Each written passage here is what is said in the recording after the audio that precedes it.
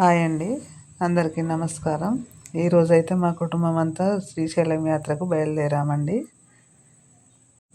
మా ఊరి నుండి బస్సు తీసుకొని మా ఇంటి దగ్గర అయితే రాత్రి 8 గంటలకు బస్సు ఎక్కామండి. మా ఊరి నుండి శ్రీశైలం ఎంట్రన్స్ వరకు వెళ్ళే వరకు అయితే తెల్లారి 4 గంటల సమయం పట్టింది. మేము 4 గంటలకు వెళ్ళేసరికి అక్కడ అడవిలోకి వెళ్ళనీయకుండా ఆపేశారు. మళ్ళీ 6 గంటలకు ఓపెనింగ్ చేశారు. 6 గంటల నుండి అడవి ప్రాంతంలో ప్రయాణం చేశాము. అక్కడ నుండి శ్రీశైలం ప్రాజెక్టును చూసుకుంటూ వెళ్ళాము. అక్కడ ప్రాజెక్టును దర్శించుకున్నాము. శ్రీశైలం మార్గం మధ్యలో అందాలైతే కొండలన్నీ చాలా అందంగా ఉన్నాయి. అవన్నీ దర్శించుకుంటూ వెళ్ళేసరికి ఉదయం 9 సమయం అయింది.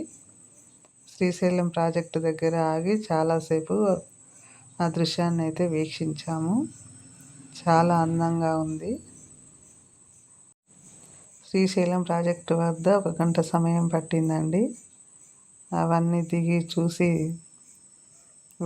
కొన్ని వీడియోలు తీసుకొని మళ్ళీ బస్సు ఎక్కేసరికి అయితే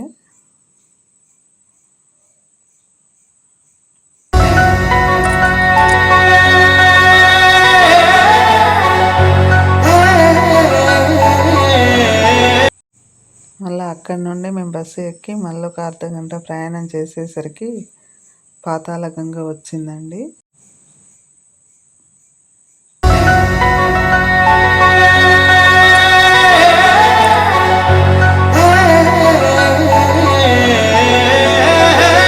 ఇక్కడి వాతావరణం పచ్చదనంగాను చాలా ఆహ్లాదకరంగాను ఉంది.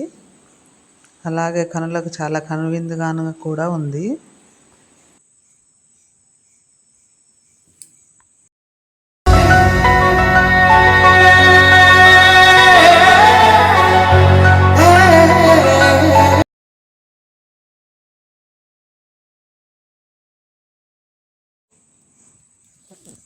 శ్రీశైలం ప్రాజెక్టు మాత్రం చూడవలసిన ప్రదేశం అండి.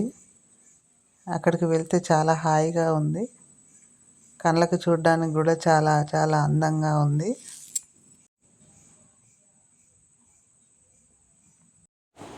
ఇక్కడ ప్రాజెక్టు దగ్గరగా వెళ్ళి చూస్తూ ఉంటే వర్షంలాగా పడుతుంది మీద.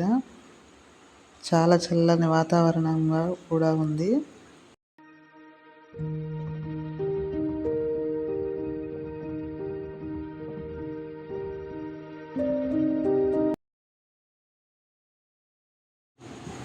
ఇక్కడ 11 గేట్లకు 9 గేట్లు తీసేయారు.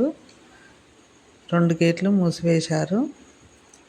9 గేట్ల నుండే నీళ్లు ఇంత వెళ్తున్నాయి.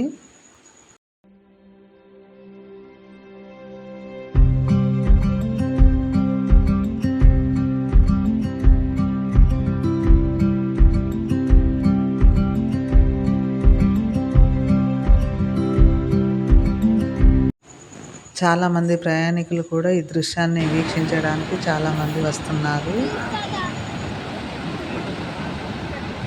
మేము ఇక్కడ నుండి ప్రయాణం చేసిన తర్వాత ఒక అరగంటకు పాతాళగంగ అయితే వచ్చిందండి. అక్కడ మళ్ళీ బస్సు ఆపి దిగి పాతాళగంగ దగ్గరికి అయితే వెళ్ళాము.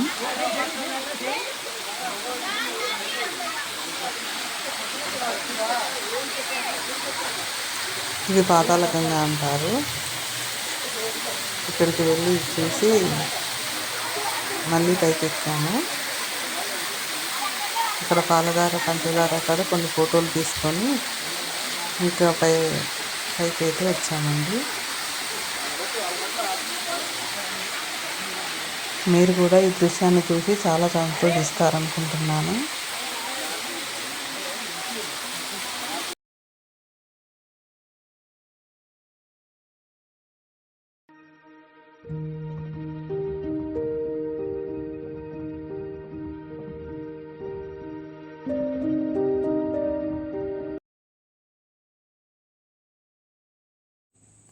మళ్ళీ అక్కడి నుండి కిందికి దిగి పాలధార పంచదార దగ్గర ఆగామండి. అక్కడ మంచినీళ్ళు మాత్రం చాలా తీయగా ఉన్నాయి.